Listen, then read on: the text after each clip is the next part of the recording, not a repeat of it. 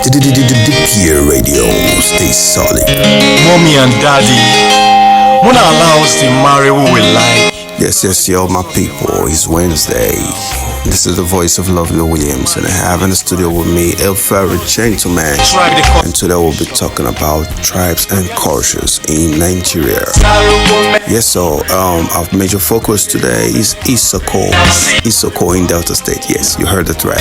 So this gentleman will be telling us more about Isoko and all that we need to know.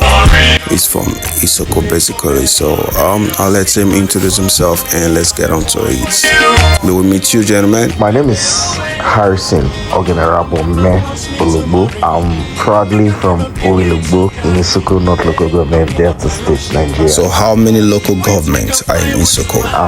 The Isoko people are primarily spread across two local government areas, which are the Isoko North and the Isoko South. So are Isoko men and women good for marriage? I guess a lot of people want to know.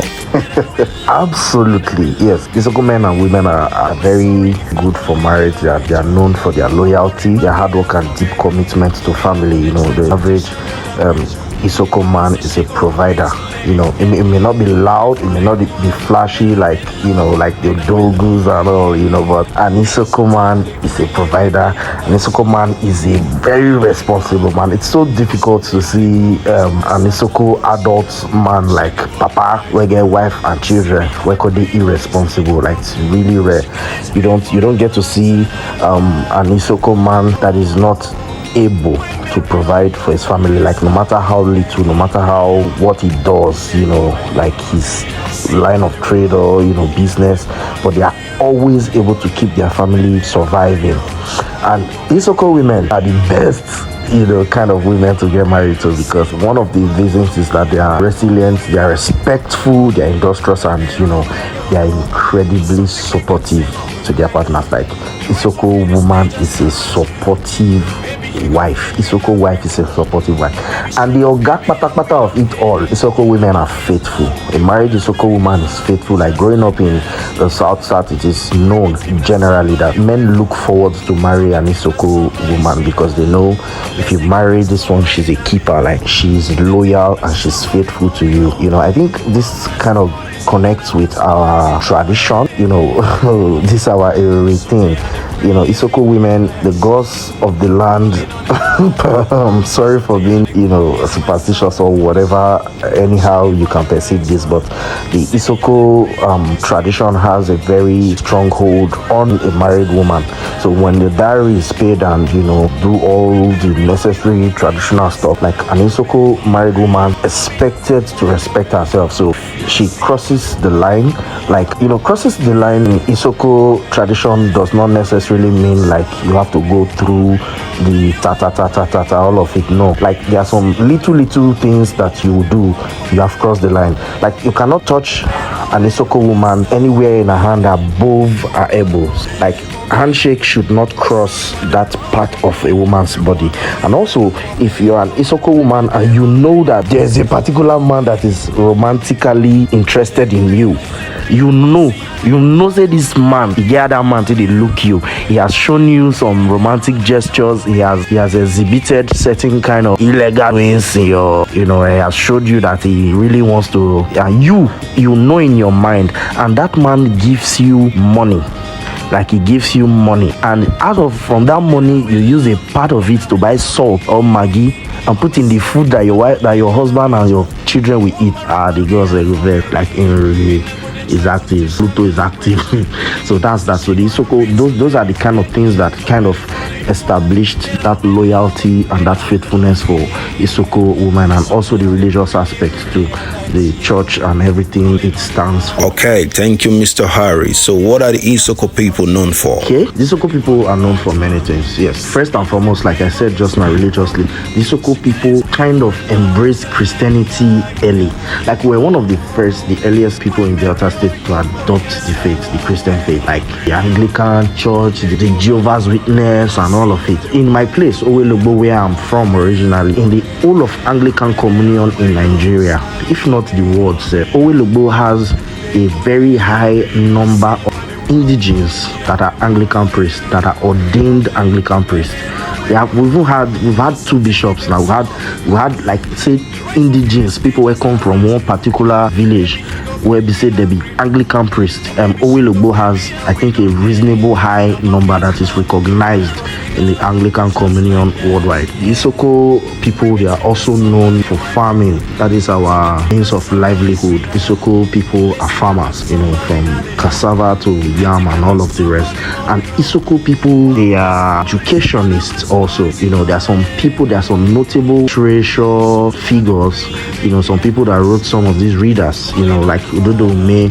A lot of these people, they are Isoko, and Isoko people are known for their conservative lifestyle, and they're being principled, and they're self-reliant. Culturally also, our music, Isoko music is Yes. let's not go there. Like Isoko music is one in a it has a sound, a very special sound, with the agogo, with the clapping of the hand, and the beautiful voice connecting with our accent. Isoko has one kind of accent. Yes. If you put it into music, and it has a way of making a very beautiful sound. And our dances also, yes. Isoko literally have our traditional dance. We have a traditional dance, but it is not very popular, because like I said before, we embraced Christianity early, and then the Christian way of life became our way of life. It became our culture per se. So there was one time in our church, we had this cultural Sunday. So the Isokos in the church, we had to gather together to plan how we can start our rehearsals and all of that. So we were faced with one difficulty. Where did be our dance? We didn't know what our dance were. Like the only dance we could have is that abo, that ebio, that Isoko gospel dance. So we're like, no, this is not our traditional dance. What is our dance? So we started making calls. I called my pops. Wow. Like, what is our dance? We were just laughing and saying, our dance now, our warrior dance. Like they are holding cutlass, raising your hands and screaming, "Oh, the Pele BG." So we didn't just deal a bit.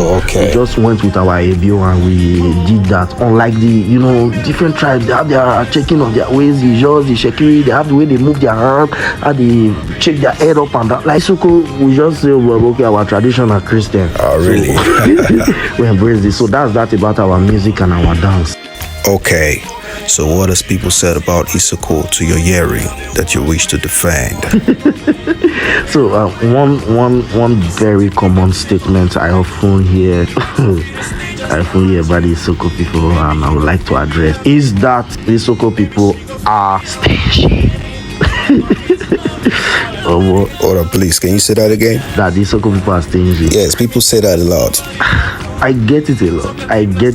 Like I meet someone new and Baba, which tribe is it? Or Isoko, especially the girls, Isoko, this guy just stingy. Like it is not so sad, but sometimes it's sad. Because let's be honest, like every tribe has its own one kind, stereotype and one kind of thing that is attributed to them. Some are earned, some are like over-exaggerated, but this particular stigma they have on Isoko people, say we stingy, this one deserves a contest. Because personally, as an Isoko guy, my both parents are Isoko. Like, I'm not come from another place. I sat one day and was thinking, what's this? I take come. So I had to do my research and ask around, because I did go Isoko. I like my Isoko. Oh, my Isoko is fun. Enjoyment the Isoko. So I like to go to Isoko for events. So I asked myself, some questions and did my own research and stuff. Ask people in the village what they think about it. So what I concluded was that in the 70s, like the 80s, and even the early 90s, most Isoko men were either farmers, teachers, or pastors, like just petty noble professions, but no highly paid thing. So typically the average Isoko man, a guy they just day on a low, like not necessarily poor or broke, but they are not high flyers in the society. Unlike then days, like the 70s and 80s, where the Urobos were doing great. Like you had the Hebrews doing so much, the Agbonifo, the Esiso, there was like there were so much Urobo people doing so much for themselves, but there were just few Isoko men that had, a very good paying industry that, they got themselves.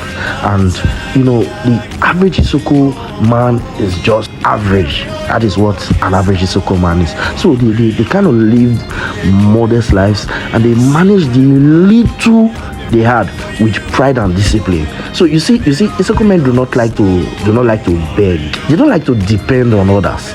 They're just meticulous, they are prudent and fiercely independent. Let me give a practical example. Imagine an Isoko man living in a compound. You know the compound now, where the kind one room that used to be. Say there's an Ijo man living in the same compound, and a Shekiri man, and a Robo, and then this Isoko man. And then, the Isoko man has just one tuber of yam. That tuber of yam, so he knows that tuber of yam will be enough to feed his family till like next week Tuesday. He knows, like he don't do a calculation. Say before the next salary go come in or the next harvest is ready, now that yam now him and the family go eat with that their small oil. And now you take for example one of the neighbors, maybe one is your guy, don't come say Papa Jiri, I beg if you give me small yam, make a take plan. Man no go give you now, because he know say that yam he don't calculate as he go reach him a wife and a 4 children till on Tuesday next week when another money go come in. Like he has planned it. Like there's this thing that they said about Isoko men, like teachers of those days, that say that they rule, that they pull line, they share their yam, they write it Monday on this part, Tuesday on this part, and Wednesday on this part, like that. And then when they cut it, they put a stamp or they sign signature on that white part. That white part that is revealing now, because they know that they don't want to come and beg you when they don't have to eat to feed their family. And this little one they have now, they have it till on Tuesday. They don't want to expand it, like they don't want to push themselves too much, like they now get hungry. So that is not wickedness. I don't see it as stinginess. What I call it, in my own understanding, is wisdom in resource management. Like you know how to manage your little resources. So before we judge, we must first understand the root of the behavior of many of these stereotypes that comes with misunderstanding and not truth. Honestly, the Isokos, in my opinion, are not stingy. They are just calculative, prudent, and know how to live within their means. And compared to nowadays, I have a lot of Isoko friends. Like many of my friends are Isokos, and I've noticed it in our behaviors also. Like it is not stinginess, we are just being simply careful. They don't like to spend wastefully or give beyond their capacity.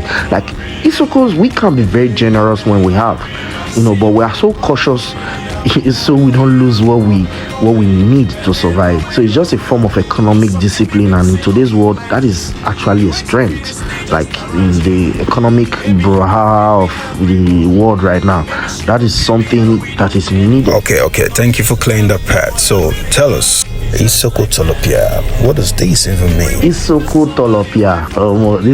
This one is mighty. The literal translation of that word Tolopia. Opia means cutlass. Then Tolopia. The tolo inside means collect or pick. So it means pick cutlass. When you say Isoko Tolopia, you're saying Isoko pick your cutlass. So now the Isokos, another thing we are known for is we handle our cutlass. Like Isoko man, you see how I can connect between cutlass, yam and farming. Like that is the Isoko. We feel very safe handling our cutlass. Me, where the guy man, self where they're not born for village self. I get how at the end of the day, okay, if there's a cutlass around, even in my car, there's one chalet corner like that. I have one very nice cutlass there. Like one time a police officer like was doing stop and search and he saw cutlass. Yeah, young man, why are you? Baba, Isoko man. So the guy just bust into laugh like, Isoko tall up here. I say, bros, you don't see her now. So that is it. I have cutlass in my bedroom, like in a place where you can just stretch and reach to the handle of the cutlass, and you're cool with it. We have it for our livelihood to farm, and also it is a means of a protection for us. Not that the Isoko people are violent. I've never seen any contest anywhere where Isoko and violence being attributed together, but we having cutlass always around shows us that we are kind of protected. So it's just fence Okpo. So that in my next life I want to be an Isoko man again, or Isoko or Isoko. I like the Isoko people. The Isoko friends, guys that I have, they are usually gentle, well spoken, well behaved, and well mannered and well cultured people. Okay, Mr. Harry, thank you very much for your time. Thank you, I appreciate this. This is the voice of Lovely Williams. Thank you for staying with us, and I hope you grab one or two of what you heard about the Isoko people. Next week Wednesday, you join us again as we talk about another tribe and culture. We'll be bringing them one after the other. Let's not just assume anything about what we've heard about the certain tribe. Let's hear it from the horse's mouth. We're bringing a particular person from each tribe to come talk about their tribe and things that you probably have heard and make you say you want to stay away from a person from this tribe. You don't want to have anything to do with them. So stay with us. You wanna go love, it's just like that, yeah.